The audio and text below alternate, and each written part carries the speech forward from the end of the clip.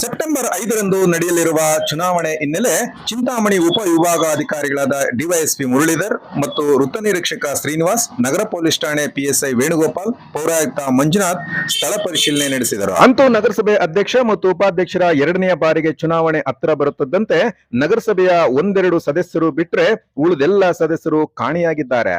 ಶಿಡ್ಲಘಟ್ಟ ನಗರಸಭೆಗೆ ಎರಡನೇ ಅವಧಿ ಅಧ್ಯಕ್ಷ ಉಪಾಧ್ಯಕ್ಷ ಕುರ್ಚಿಗೆ ಪೈಪೋಟಿ ಶುರು. ಸೆಪ್ಟೆಂಬರ್ 2ರಂದು ನಗರಸಭೆ ಅಧ್ಯಕ್ಷ ಉಪಾಧ್ಯಕ್ಷರ ಆಯ್ಕೆ ದಿನಾಂಕ ನಿಗದಿಯಾದ ಹಿನ್ನೆಲೆ ಲಾಭ ನಷ್ಟಗಳ ಲೆಕ್ಕಾಚಾರವು ಸದಸ್ಯರಲ್ಲಿ ಶುರುವಾಗಿದೆ.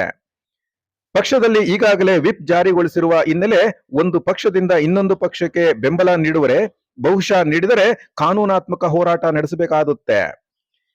ಇಂದಿನ ಬೆಳವಣಿಗೆಯಲ್ಲಿ ಎರಡೂ ಪಕ್ಷದಿಂದ ಒಟ್ಟು 4 ಅಧ್ಯಕ್ಷ ಸ್ಥಾನಕ್ಕೆ ಆಕಾಂಕ್ಷಿಗಳು ಇದ್ದಾರೆ ಎಂದು ಮಾಹಿತಿ ಇದ್ದು ತೀರುವ ಪೈಪೋಟಿಯಂತೂ ಶುರುವಾಗಿದೆ.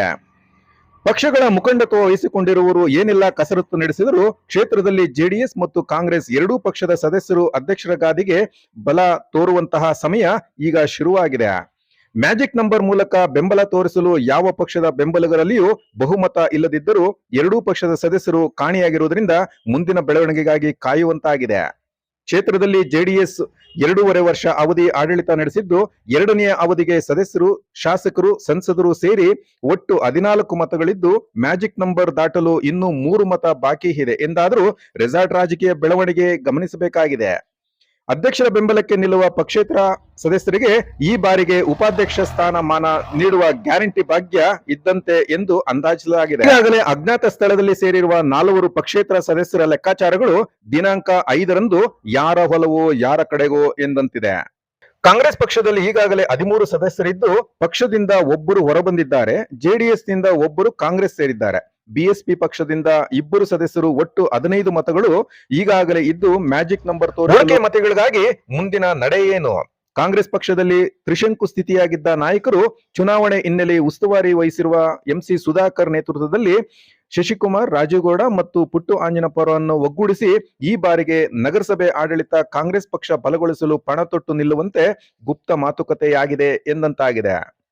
ಪಕ್ಷದ ಮೂಲಕ ನಗರಸಭೆ ಸದಸ್ಯರನ್ನ ಒಗ್ಗೂಡಿಸುವ ಕೆಲಸ ಈಗಾಗಲೇ ಆಂತರಿಕವಾಗಿ ಮಾಡುತ್ತಿದ್ದಾರೆ ಎಂದಿದ್ದರೆ ಅದು ಎಷ್ಟರ ಮಟ್ಟಿಗೆ ಎಂಬುದು ಸೆಪ್ಟೆಂಬರ್ 5ರಂದು ಹೊರಬೀಳಲಿದೆ.